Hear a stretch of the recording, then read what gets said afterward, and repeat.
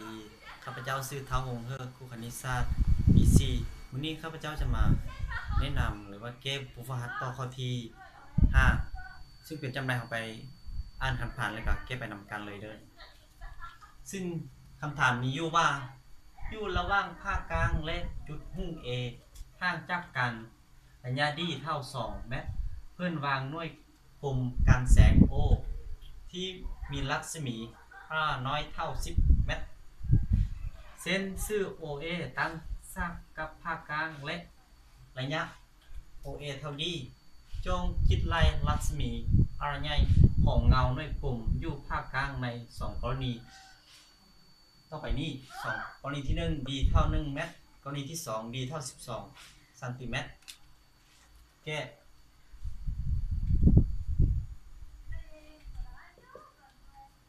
ก่อนอื่นเราต้องอ่านคำถามให้เข้าใจและแต้มรูปให้ได้ระยะภาคจุดหุ้ง A นี่เป็นจุดหุ้ง A หาภาคกลาง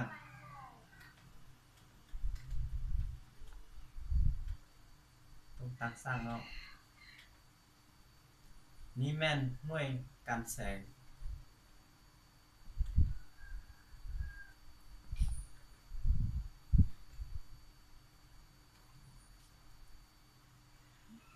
หน่วยการแสงเนาะ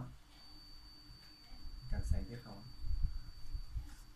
ซึ่งว่าระยะนี้มันรัศมีเท่า10เมตรระยะ A คิด O คิด I คิด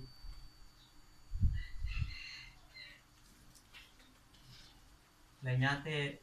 A หา I เนาะเขาให้มาแม่น2 D และ D นึงเท่ากับ2เมตรระยะเต A หา O แม่น D น้อยเท่ากรณีที่1แม่นเท่า1เนาะแม่นระยะ D สิ่งที่เฮาฮู้แม่น D เท่า2เมตรรัศมีเท่า10เมตรกรณีที่1 D เท่า1เมตรกรณีที่1กรณีที่2 D เท่า2.5 ซัมตีเท่ากับเราเปลี่ยนซัมตีเป็นเมตรได้ 0.125 เมตรจากรูปตัวนี้เราจะอิงใส่หลักเกณฑ์ของตาเล็ดจะได้กรณีที่1กรณีที่1กรณี d เท่า1จากรูป 3j จากรูป 3j a o คิดและ a I คิด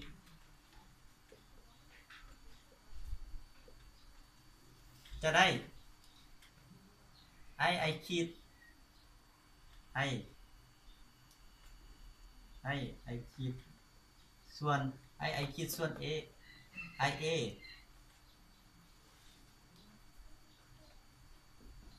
เท่ากับ OA คิดส่วน OA คิดส่วน OA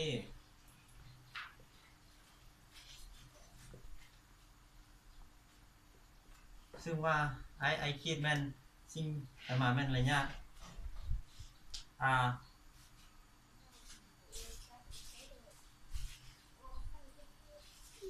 ส่วน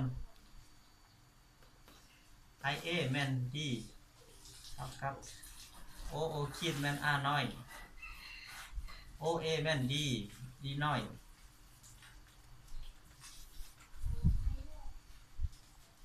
สิ่งที่เขาต้องการซอกแม่น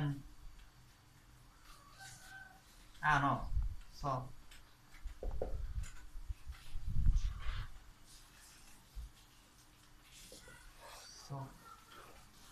R เท่ากับเท่าไหร่ ถอนเอา r จะได้ d คูณ r ส่วน d d d ใหญ่คูณ r ส่วน d น้อยเอาค่าไปแทนใส่เลย d d แม่น2คูณ rน้อยแม่น10ส่วน d เท่า1 2คูณ10หาร1ได้20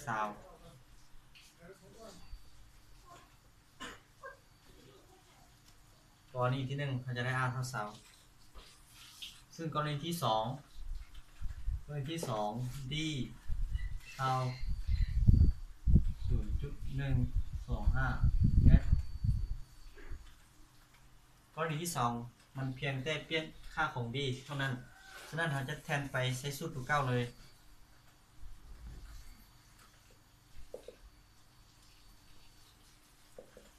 เท่ากับ d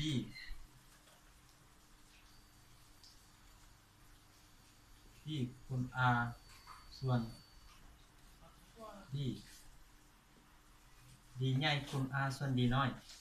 ซึ่ง d ใหญ่แม่น2 d r แม่น10ส่วน d น้อยกรณีที่2แม่น 0.125 หาร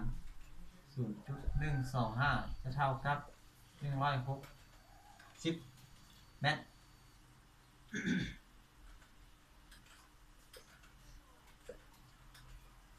ซึ่งอยู่ใน2กรณีนี้เราสังเกตเห็นว่าเมื่อเรา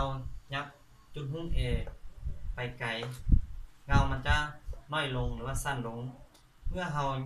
ยับ A เข้าไปใกล้ภาคการแสงจะเห็นให้เงาใหญ่ขึ้นตั้งที่2กรณีนี้แม่นกรณีจะอยู่ห่างจาก